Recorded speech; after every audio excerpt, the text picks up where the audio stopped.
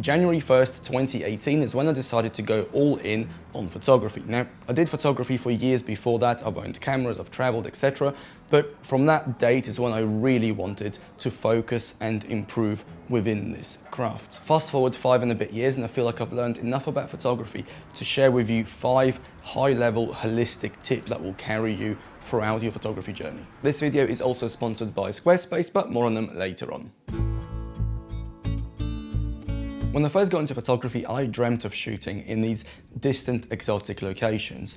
The landscapes in Iceland, the mountains in the Alps, remote villages in Japan, and everything in between. However, the reality for me was very different.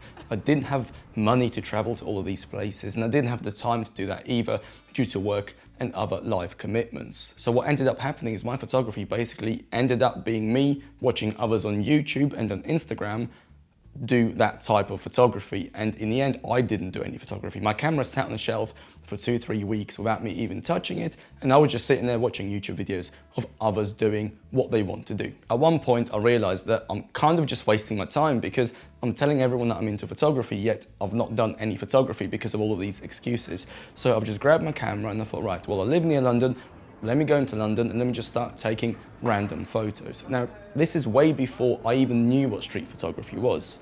And most of you now know me for street photography, or at least for photography within cities. And that only happened because I had to go into London to take photos, because at the time, that was the only option that I had. Now, your immediate environment might be different. You might live in the Alps and the Alps is the only thing that you have to shoot. Or you might live in a very boring town somewhere in the middle of nowhere and you might struggle to find things to shoot. So my advice is, wherever you happen to be located, shoot what's around you and shoot your own real life. I made a whole separate video about it not too long ago that I suggest you watch as well. Because by doing that, at least you're practicing photography. If you're, let's say, a dad of 5 living in the countryside, then shoot that. If you're single living in New York, shoot that. Because when you do that, you at least do some photography and you start your photography journey. And then, as you know, life can happen and that journey can take you everywhere. But at least you're doing something whilst you're on that journey. I started photography because I enjoyed walking around with a camera and taking random snapshots while listening to music or to a podcast. For me, photography was just a way of escaping my day-to-day life, a way of escaping my day job, and just switching off for a bit and doing something creative whilst walking around. I didn't start photography to eventually turn it into a business. I didn't start photography to make money. I didn't start photography to build an online audience. I didn't start photography for any other reason other than just to enjoy it for what it is, as a craft for my personal enjoyment. Now, as we progress and grow as photographers, it can often become easier to lose sight of why we started photography in the first place. As we become better photographers, as we get more connected, as we build an online audience, very quickly we can start encountering opportunities, collaborations, and various perks that come with all of that. And before you know it, you've been asked to shoot events and corporate headshots. Or your initial love for nature and landscape photography has turned into you modeling in some zip-off trousers on Instagram for some extra cash. Of course, there's absolutely nothing wrong with any of that if that's what you want to do.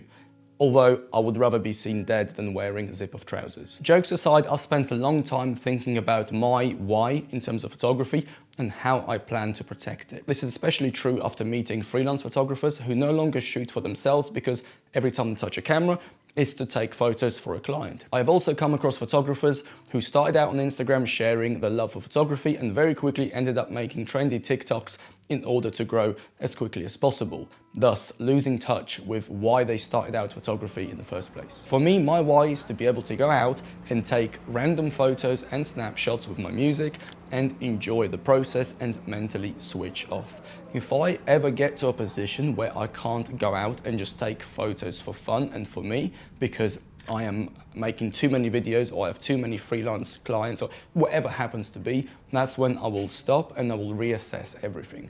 Because at the end of the day, if I can no longer do photography for the very reason I started it, I don't know, is that successful? Think of photography as exercise.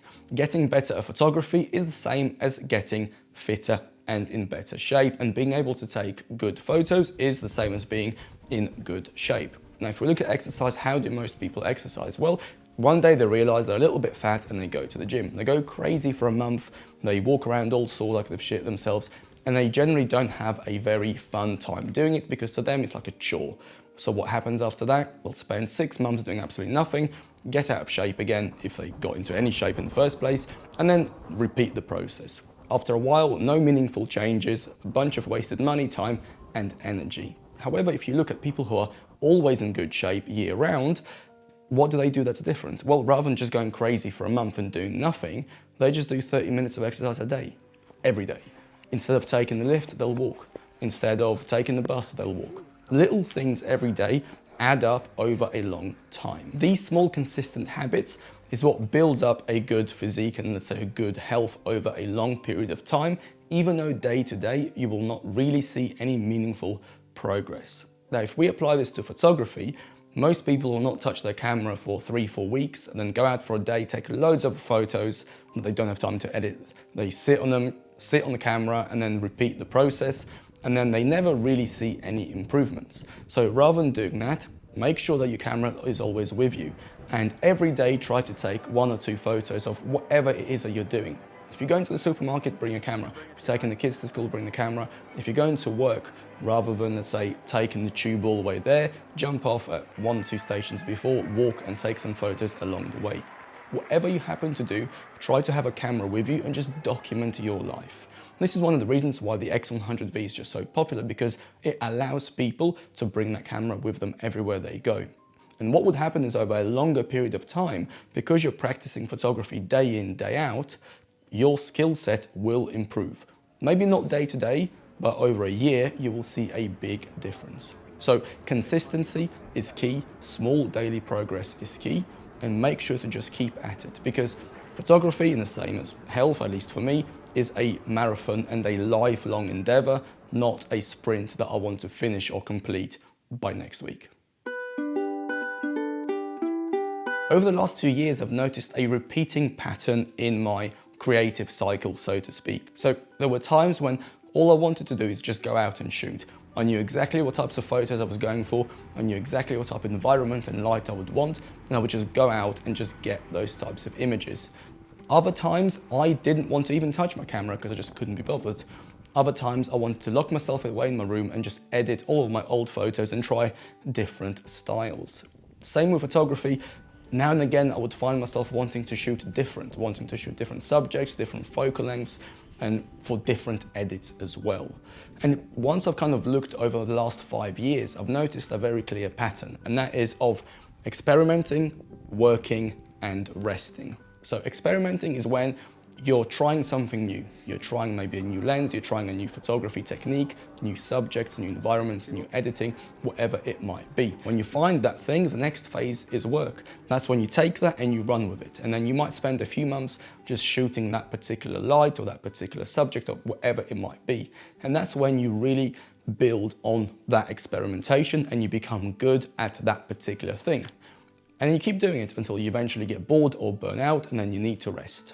And then that cycle repeats itself. So with me, for example, 2018 was experimentation, 2019 was work, 2020 was experimentation, 2021 was work, also a bit of rest as well. 2022 and 2023 is a combination of experimentation and work. And right now I'm in a phase again of experimenting a little bit whilst also pushing what already works for me. Now, sometimes these cycles can last a couple of months or even a couple of years. It really depends on your lifestyle and how you approach photography. For me, they're very quick because I travel frequently, but if you don't travel as much, then they might last a little bit longer. Either way, make sure to recognize these cycles, and that will overall help you with your photography, because then you will make the most of each cycle rather than worrying why you no longer see the same images that you saw last year. The final lesson I've already mentioned a few times in previous videos, and that is just to keep things simple. Simplicity and minimalism will help you a long way, especially when you're starting out. And this can be applied to the entire concept of photography, from your gear, the way you approach learning, the way you approach photography itself. With gear, when people start out, and I've done this, you end up buying a ton of different gear. Tripods, monopods, different lenses, lens covers, different bodies, battery grips, you name it, because you think you need it all. And then after a few years, you realize you only need about 10% of it. So when you start out, just buy one good camera, one good lens, and just start with that. When it comes to learning photography, learn one step at a time. So maybe this month you're learning about light and all you concentrate on is light. And then maybe next month you're learning compositions. Then you're spending a year just perfecting yourself as a photographer before you start learning how to edit. If you try to learn everything at the same time, you'll just end up getting confused and everything will take much longer and it'll be a bit messy as well. So take things slow and steady and apply a very minimal and kind of clean, simple approach to your photography, and it will make so much difference compared to just trying to do everything all at the same time. All right, that's all for this video. I hope you have enjoyed it. As always, if you have any opinions on what I've just shared, please use the comment section for that. Of course, you might have your own tips and suggestions from years of photography that you can share with myself and with others. We'll be happy to read it and share all the knowledge to help everyone else out. Right, I've been talking way too much, and if you're still here, thank you. I'm gonna wish you a good day, a good week, and I'll catch you in the next video. Bye. Now it's time for a quick pause to thank the sponsor of this video, Squarespace. Squarespace is my go-to all-in-one platform for managing my portfolio, blog, and online store. With Squarespace, I can better optimize my website so that it comes up in search and I get more eyeballs on my work. The best bit is that I can actively manage it from anywhere in the world using any device. Whether you're just starting out or already have an established business, Squarespace is a great choice. If this is something that interests you, click on the link below for a free trial and then 10% off your first purchase. Thank you to you for watching this bit of the video, and thank you to Squarespace for sponsoring.